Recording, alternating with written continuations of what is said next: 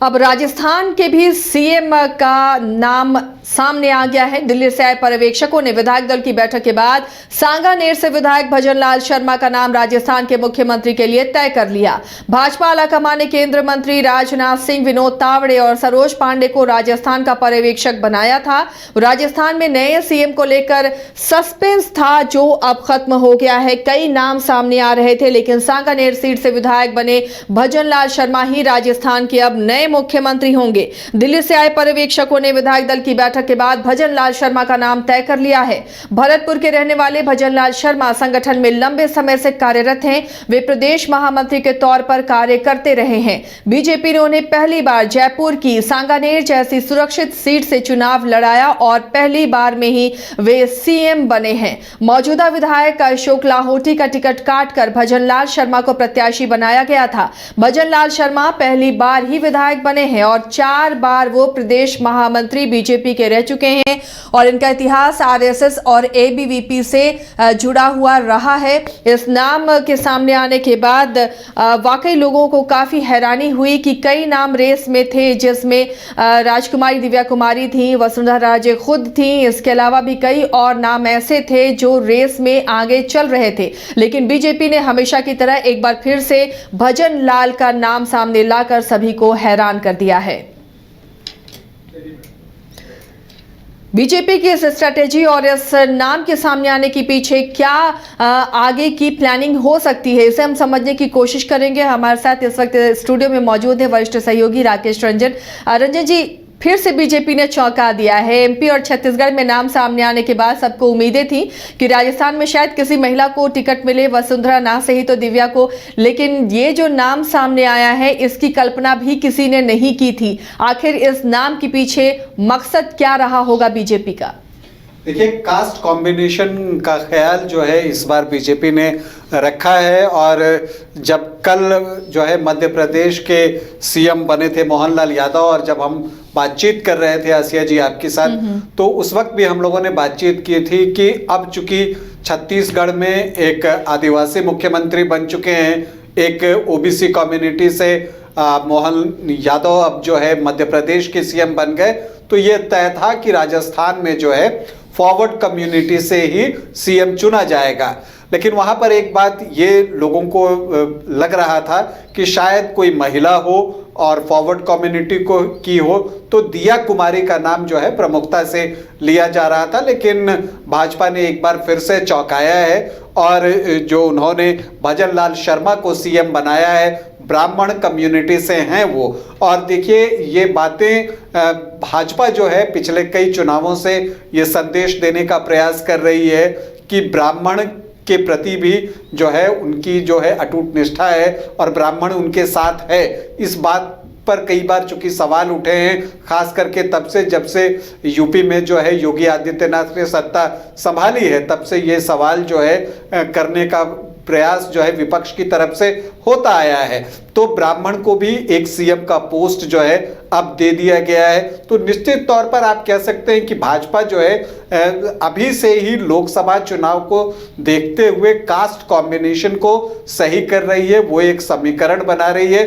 तो अब देखिए, आप राजपूत के रूप में योगी आदित्यनाथ हो गए, यूपी में ब्राह्मण यहाँ पर आ गए, फिर छत्तीसगढ़ में आपको ट्राइबल आ गए, आदिवासी आ गए, इसके बाद यादव कम्युनिटी से जो कि ओबीसी में एक मजबूत आपको जाति होती है, उनको मध्य प्रदेश में मिल गया। इसके अलावा आप देखें, अगर आप राजस्थान में देखें तो वहाँ पर प्रेमचंद बैरवा जो हैं उनको उप मुख्यमंत्री बनाया गया है, वो दलित कम्युनिटी से हैं। तो शेड्यूल कास्ट को भी एड्रेस करने का प्रयास किया जा रहा है। इसी तरह से एमपी में जगदीश देवड़ा को बनाया गया, वो भी शेड्यूल कास्ट कम्युनिटी से हैं। और 2 जो ब्राह्मण उप मुख्यमंत्री भी बनाए गए, एमपी में राजेश शुक्ला और छत्तीसगढ़ में विजय शर्मा। तो एक आप देखेंगे कि एक समीकरण बिठाने की कोशिश की गई है। और हर तरफ हर जाति को खुश करने का प्रयास किया गया है। और इस लिहाज से आप देखें तो अब लगता है कि भाजपा जो है मिशन 2024 के लिए पूरी तरह से तैयार है।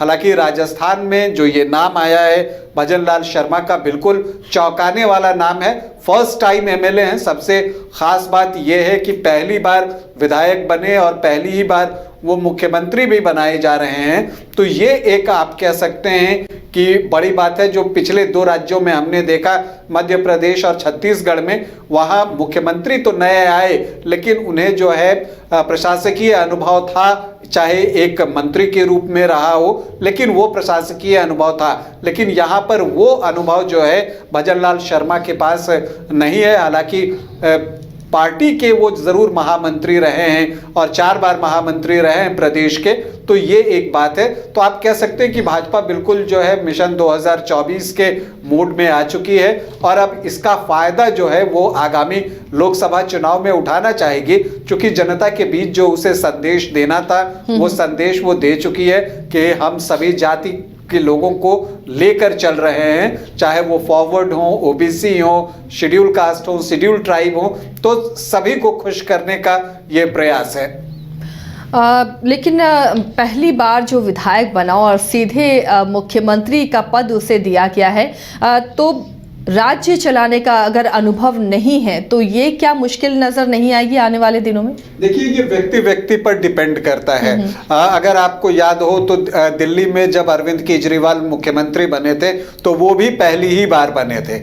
तो कई बार जो है पहली बार जो विधायक बनता है वो मुख्यमंत्री बनता है और कई अवसरों पर वो सफल होता है, कई अवसरों पर वो सफल नहीं हो पाता है।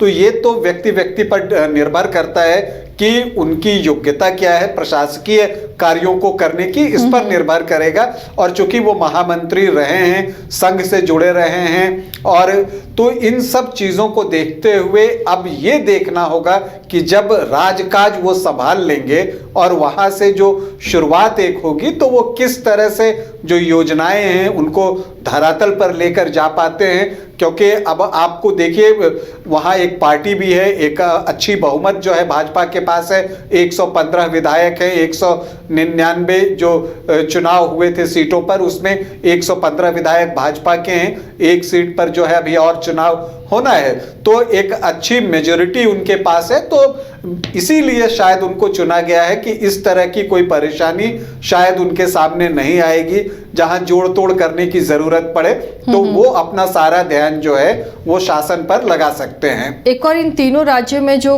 मुख्यमंत्री चुने गए हैं कहीं ना कहीं इनका नाता संघ से रहा है, तो इस बार कह सकते हैं कि संघ की भूमिका ज्यादा रही है।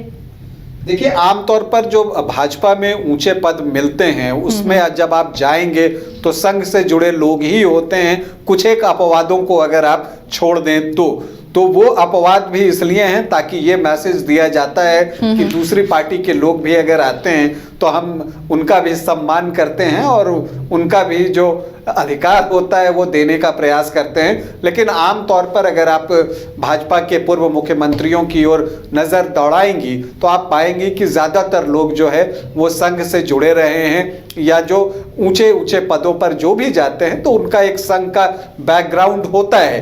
तो ये एक मान्यता है कि ऐसा भाजपा के लोगों को लगता है शायद कि जो वहाँ से लोग आते हैं वो अनुशासित होते हैं, एक ईमानदारी वाली बात आ जाती है। इन सारी चीज़ों को जोड़कर जो है भाजपा देखने का प्रयास करती है। और देखिए, चुनाव का समय है, संघ की ज़रूरत, भले ही ये कहा जाता है कि वो डायरेक्टली जो है हिस्सा नहीं लेती चुनाव में, लेकिन ये बात भी किसी से छिपी नहीं है कि वो भाजपा के लिए बैटिंग तो करती ही है। तो इस लिहाज से भी कि अब संघ की भी एक संतुष्टि होगी कि उनसे जुड़े लोगों को मुख्यमंत्री बनाया गया है, तो जो संघ के कार्यकर्ता हैं वो भी दिलो जान से भाजपा के लिए लगेंगे।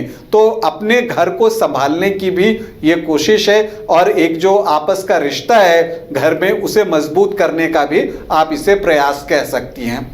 तो आने वाले जो जिन राज्यों में विधानसभा चुनाव होने हैं वहाँ के भी जो बीजेपी के कद्दावर नेता हैं, एक तरह से उन्हें भी ये संदेश मिल रहा होगा इस तरह के चयन से। और चुनावों में भी ये जो फैसले हुए हैं तीनों राज्यों के सीएम के, तो बिहार में जिस तरह एमपी में यादव समाज से सीएम बनाया गया है, छत्तीसगढ़ में आदिवासी समाज से सीएम बनाया गया है, तो क्या ये बिहार और झारखंड में कितना असर डालेगा इस तरह मुख्यमंत्रियों का चयन? देखिए, निश्चित तौर पर अगर आप देखेंगे तो ये एक तीर से दो शिकार करने जैसी बात है कि नजर जो है भले ही एमपी का मुख्यमंत्री चुना जा रहा हो या छत्तीसगढ़ का मुख्यमंत्री चुना जा रहा हो, नजर दूसरे राज्यों पर भी है। जैसे अगर एमपी में आपको मोहनलाल यादव बने हैं तो नजर जो है वो बिहार और उत्तर प्रदेश दोनों जगह पर है। इसी तरह से अगर छत्तीसगढ़ में विष्णुदेव साई बने हैं तो नजर जो है आपको निश्चित तौर पर झारखंड पर भी है।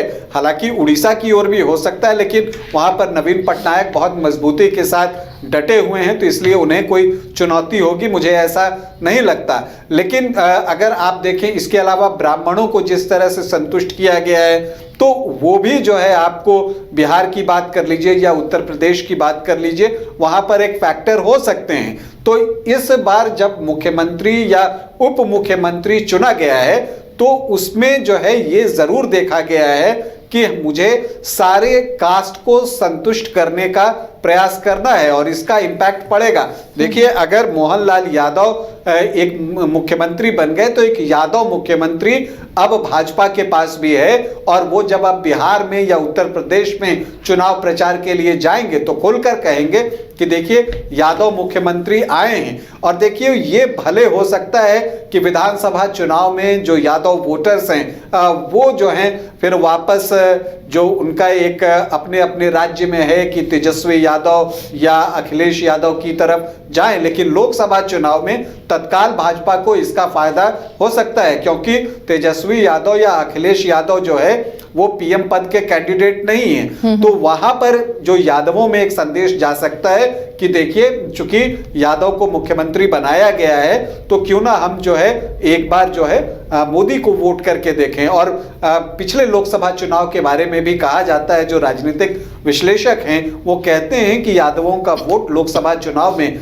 भाजपा को गया है। हालांकि विधानसभा में भी आता है, लेकिन बल्क में अगर हम बात करें, ज्यादा परसेंटेज की हम बात करें तो लोकसभा चुनाव में आ सकता है इस बार, और ज्यादा संभावना है मोहनलाल यादव के सीएम बनने के बाद मध्य प्रदेश के। इसी तरह अगर आप छत्तीसगढ़ में जाएं, विष्णुदेव साई जो है वो आदिवासी हैं, तो जब वो झारखंड में चुनाव प्रचार करने के लिए आएंगे तो वो एक बेहतर तरीके से आदिवासियों के साथ कम्युनिकेट कर सकेंगे, उनसे जो है उनकी बातचीत हो सकेगी और एक संदेश भी जाएगा कि देखिए भाजपा जो है वो आदिवासियों को जो है प्रमुखता से स्थान देती है, और वो प्रेसिडेंट से शुरू होता है और अब सीएम की बात आ गई है। तो इस तरह से आप देखेंगे कि जो भाजपा है उसकी नजर जो है वो पूरी तरह से ट्राइबल वोट पर भी लगी हुई है, और उसकी कोशिश है कि ज्यादा से ज्यादा ट्राइबल वोट को वो अपनी ओर आकर्षित करे।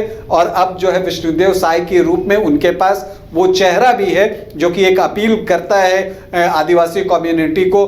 तो अब आप कहें कि चाहे वो छत्तीसगढ़ हो, मध्य प्रदेश हो, गुजरात हो, गुजरात में भी ट्राइबल्स ने बीजेपी को बढ़ चढ़कर वोट किया। अब झारखंड की आप बात कर लीजिए, तो इससे एक संदेश देने का जो प्रयास हुआ है, ये जो 3 राज्य भाजपा को मिले हैं, अब सरकार कैसी चलेगी वो तो बाद की बात है, लेकिन फिलहाल जो मुख्यमंत्री और उसके बाद जो डेप्यूटी चीफ मिनिस्टर्स का चयन हुआ है उसमें भाजपा ने बड़ी ही समझदारी के साथ जो है अपनी चालें चली हैं।